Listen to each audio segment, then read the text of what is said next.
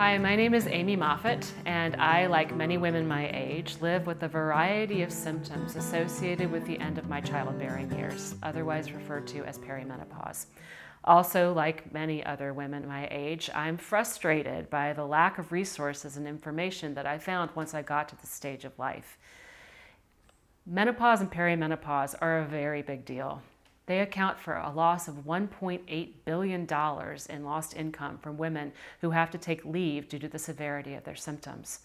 This doesn't just impact women and their income, it impacts everybody in their social network, children that they have to care for, aging parents, everybody that their lives touch. Perimenopause and menopause touches them too. Luckily for me, in my search for better care and more information, I met Carina Ryder. Carina Ryder is a certified nurse midwife who is certified by the Menopause Society as a professional with an expertise in menopause and perimenopause. She has a practice in the DC area that helps women with holistic treatment to deal with this area of life and on into the rest of our lives as we live with these hormonal changes. Carina, thank you so much for taking the time today. I have a variety of questions for you, both from me, questions that we've talked about some as I've been your patient, and questions from friends of mine from my Facebook group, MenoPosse. So here we go. We're going to dive right in. Like I mentioned, I was frustrated with the lack of resources, but part of that lack of resources is that I didn't know what was coming. Growing up, basically the only thing I knew about was hot flashes, potentially. But as I got into my perimenopausal years, there was this whole spectrum of things that started happening.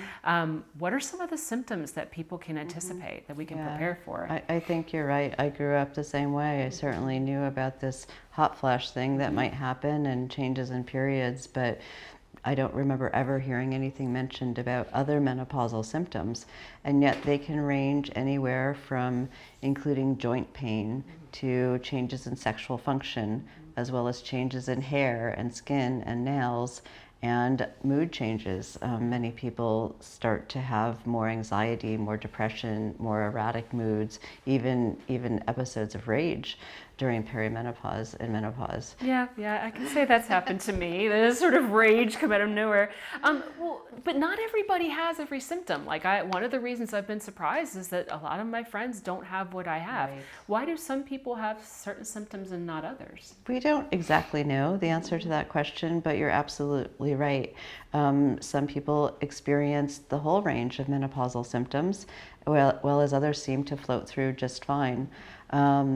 And while there are many common symptoms of menopause, there's not one menopause experience. So you and a friend may have some of the same symptoms, some of the same overlapping symptoms, but you may also have symptoms that are unique to yourselves.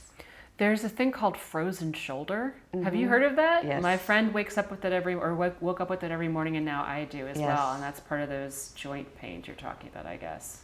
Frozen shoulder is a little bit different than generalized joint pain, but I do see frozen shoulder a lot more in my perimenopausal and menopausal patients than my younger patients. Not saying that there's any data behind that, haven't seen it yet, but it's not uncommon. Okay, so there's a variety of things that can happen.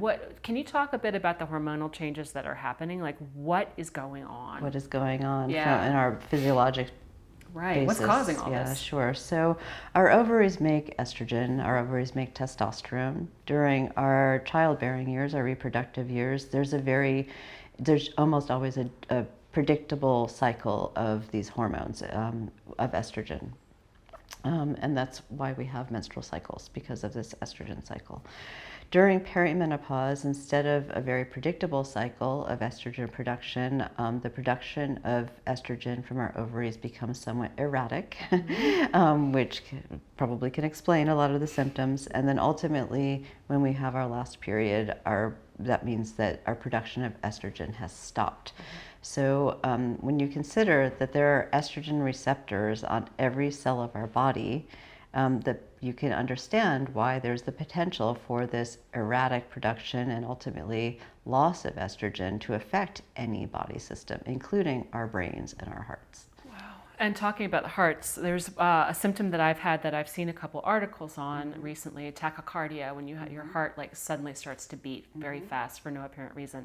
That's a known symptom as well. Yes, tachycardia, palpitations, feeling like your heart is beating out of your chest, not unusual symptoms of perimenopause and menopause. It's just very important to make sure that they are simply that, a symptom of menopause, and not something more serious like a heart attack. Yeah, cool. And we'll talk more about heart attacks in women as they grow older in a later video. You mentioned irregularities in periods, and that's one of the things I've come to you about as a patient. Can you talk a little bit about possibly things we can expect? What kind of irregularities may we see? Most commonly we see that the periods become farther and farther apart, but maybe heavier during the time that you're having a period. However, pretty much any change in periods during the perimenopausal period is normal, but perhaps worthy of evaluation by a care provider if you're bleeding excessively, bleeding every day, bleeding many days of the month, or anything that seems worrisome. I had a friend who was interested in hot flashes in particular, like what triggers them, because she has a perception that maybe there's certain emotions that trigger them, maybe things she's eating. Are there things that can trigger a hot flash? Yes, many people are able to eventually notice that there's a pattern to their hot flashes, or that certain behaviors or certain foods that they eat can cause their hot flashes to become worse, become more frequent.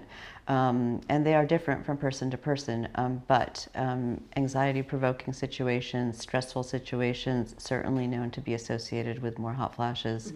And as far as foods are concerned, the most common culprits are alcohol, caffeine, and spicy food. Things that we love and that make life more interesting. That checks out.